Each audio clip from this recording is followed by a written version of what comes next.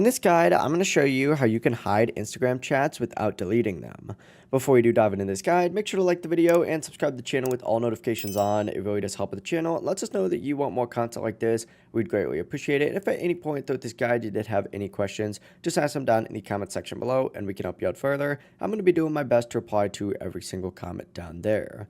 But essentially, open up Instagram and go to whichever chat you want to hide. To do this, go to the little message icon up in the top right.